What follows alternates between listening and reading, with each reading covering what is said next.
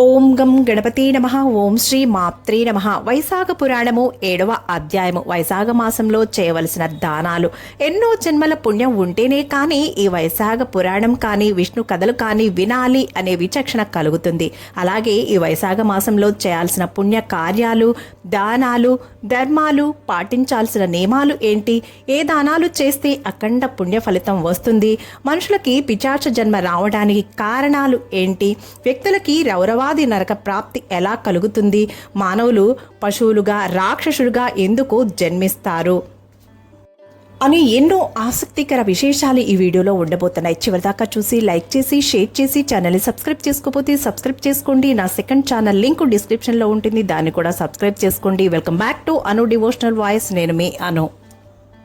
అంబరీష మహారాజు నారద మహర్షికి నమస్కరించి ఇలా అంటున్నాడు. మహర్షి, నేను చూసినది సత్పురుషుల చరిత్ర వలె మహా ఆశ్చర్యకరముగా ఉన్నది. ఇక్ష్వాకు మహారాజాకు హేమాంగుదుడు ముక్తి నొందిన ధర్మమును మరింత వివరముగా తెలియకోరుచున్నాను, కాబట్టి దయ ఉంచి నాకు వివరించండి అన్నాడు. అప్పుడు నారదుడు, రాజర్షి, శ్రీ మహావిష్ణువునకు ప్రీతికరములగు ధర్మములను వినాలి అన్న కోరిక చాలా మంచిది. నీ బుద్ధికి గల సదాశక్తిని తెలుపుచున్నది. ఎన్నో జన్మల పుణ్యం ఉన్నప్పుడే శ్రీ మహావిష్ణువు కథా ప్రసంగము నందు ఆసక్తి కలుగును.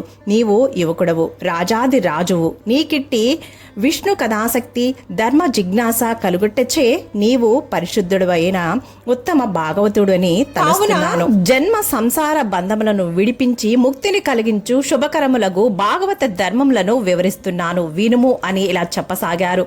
యథోచితములకు శుద్ధి, మడి, స్నానము, సంధ్యావందనము, దేవతలకు, ఋషులకు, పితృదేవతలకు తర్పణములు, అగ్నిహోత్రము, పితృశ్రాద్ధములు మానుకుండుట, వైశాఖ వ్రతాచరణ మిక్కిలి పుణ్యప్రదములు. వైశాఖ మాస ధర్మములను ఆచరింపని వారికి ముక్తి లేదు.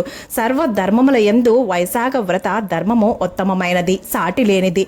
రాజు లేని రాజ్య ప్రజల వలె చాలా ధర్మాలు ఉన్నాయి, కానీ అవి దుఃఖప్రదములు, అనగా కష్టములను కలిగించును, సుఖ సాధ్యములు కావు. వైశాఖ ధర్మములు అన్ని ఆశ్రమముల వారికి సులభములు, ఆచరణ సాధ్యములు, పుణ్యప్రదములు.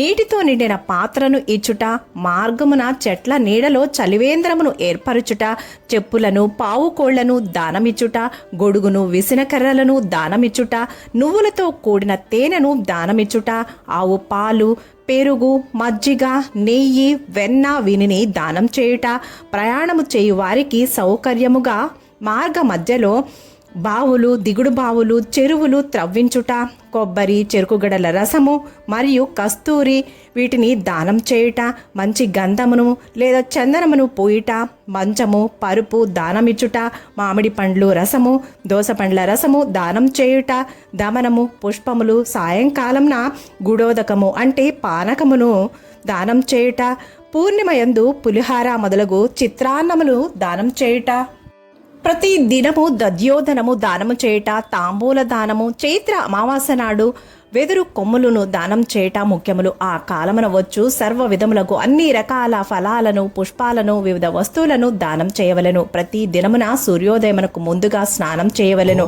శ్రీ మహావిష్ణువు పూజ తరువాత విష్ణు కథా శ్రవణము చేయవలెను. అభ్యంగన స్నానము అంటే తలంటు స్నానము వైశాఖ మాసంలో చేయరాదు.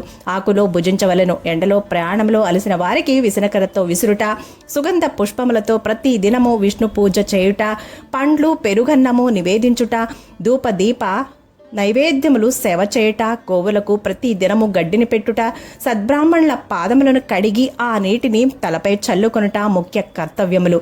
బెల్లము, సొంటి, ఉసిరిక, పప్పు, బియ్యము, కూరగాయలు వీటిని దానం చేయవలను. ప్రయాణికులను ఆదరించి కుశల ప్రశ్నలు అడిగి ఆతిథ్యమును ఇయ్యవలను.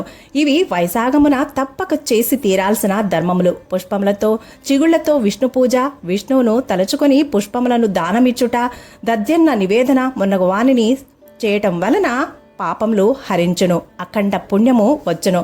పుష్పములతో శ్రీ మహావిష్ణువును అర్చింపక, విష్ణు కథా శ్రవణము చేయక వ్యర్థముగా కాలము గడుపు స్త్రీ పతి సౌఖ్యమును పుత్ర లాభమును పొందదు, ఆమె కోరికలేవీ తీరవు. లక్ష్మీ ద్వితీయుడగు శ్రీ మహావిష్ణువు వివిధ రూపాల్లో జనులను పరీక్షించుటకై పవిత్ర వైశాఖ మాసమున సంచరించుచు సపరివారముగా మహామనులతో సర్వ దేవతలతో వచ్చి ప్రతి గృహమున నివసించును. అట్టి పవిత్ర సమయమున వైశాఖ పూజాధికములను చేయని మూఢుడు శ్రీహరి కోపమునకు గురియగును, రౌరవాది నరకములను పొందును, రాక్షస జన్మను 5 మార్లు పొందును. ఇట్టి కష్టములు వలదనుకున్న వారు యథాశక్తిగా వైశాఖ వ్రతమును ఆచరించి ఆకలి గలవారికి అన్నమును, దప్పిక గలవారికి జలమును ఇయ్యవలెను. జలము అన్నము సర్వ ప్రాణములకు ఆధారములు కదా.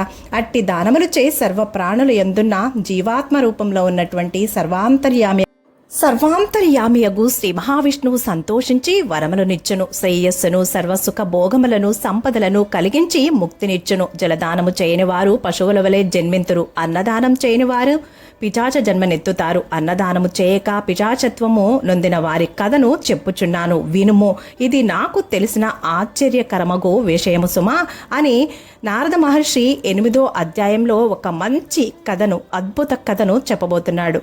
ఇదండి వైశాఖ పురాణము 7వ అధ్యాయము సమాప్తము. 8వ అధ్యాయంతో మళ్ళీ కలుద్దాం. సర్వేజన సుఖినో భవంతు. శుభం. Thank you for watching.